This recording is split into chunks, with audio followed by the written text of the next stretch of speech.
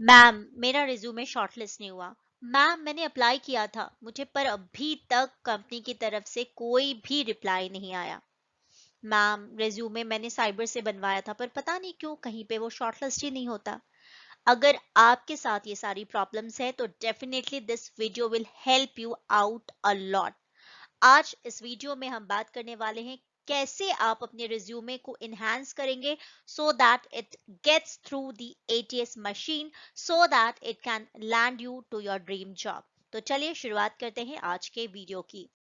जब आप अपना रिज्यूमे क्रिएट कर रहे हैं, या बहुत इंपॉर्टेंट बात है जब आप अपना रिज्यूमे अपडेट कर रहे हैं, तो make sure that you write down those accomplishments that stand out by using those kind of words which are known as powerful words rather than the stale and cliched words जो बहुत outdated हो गए हैं उनको use करने के बजाय आपको यूज करना है कुछ पावर वर्ड्स का, क्योंकि रेज्यूमे में पावर वर्ड्स प्ले करते हैं एक important role.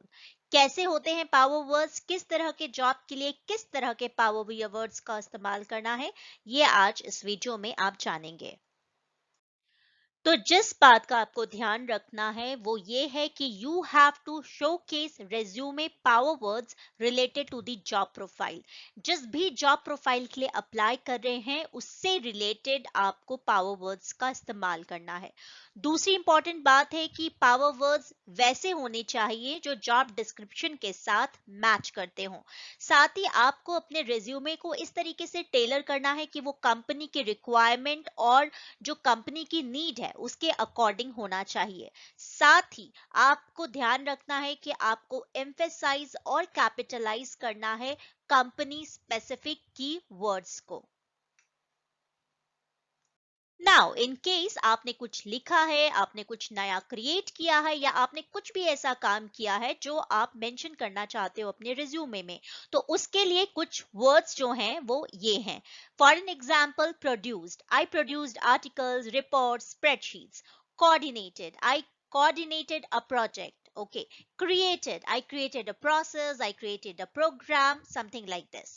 Founded, I founded a student club, I founded an organization, I founded a solution of this problem. Organized, I organized an event or group. You can say you fundraised money, or you fundraised a sponsorship, or you can talk about how much money you fundraised to show about your efforts. Design, you can use this word such as you designed a website, you designed a poster, or you designed a presentation. Analyzed, यहाँ पर आप बात कर सकते हो कि that you analyzed a project, you analyzed a spreadsheet, you analyzed a data set, something like this. तो ये जो words हैं वो आप तब इस्तेमाल कर सकते हैं जब आपने कुछ लिखा है, कुछ नया क्रिएट किया है, या कुछ भी काम किया है।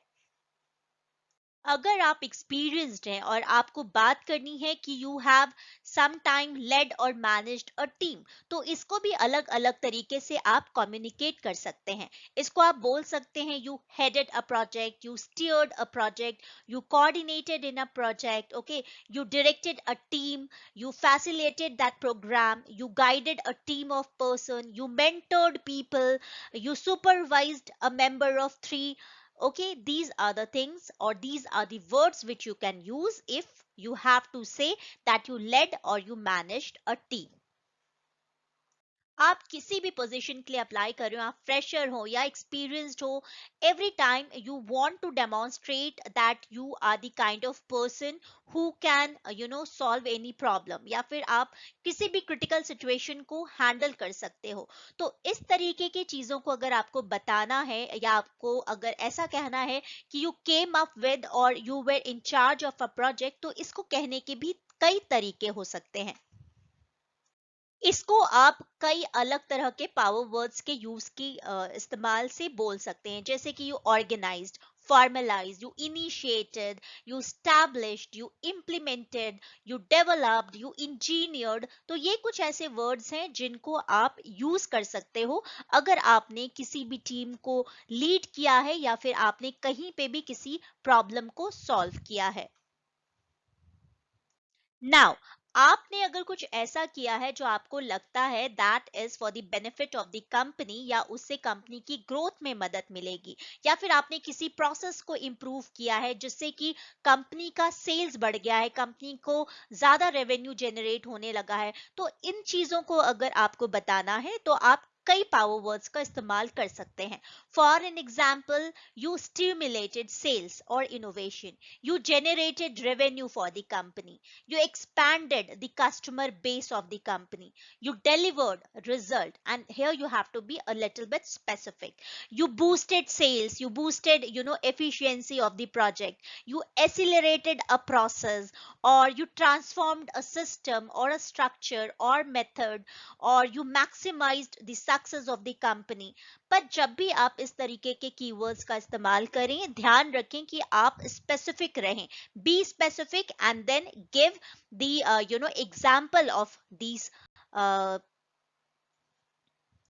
नाउ अगर आपको कुछ नए आइडियाज आते हैं, आप क्रिएटिव हैं, आपने कुछ नए चेंजेस इंप्लीमेंट किए हैं कंपनी या प्रोसेस में, तो आपको यहाँ पर अगर बोलना है कि यू फिक्स्ड समथिंग, आपने कुछ गलत चीजों को सही किया है, तो उसके लिए भी कई सारे वर्ड्स हैं जो आप यूज कर सकते हैं.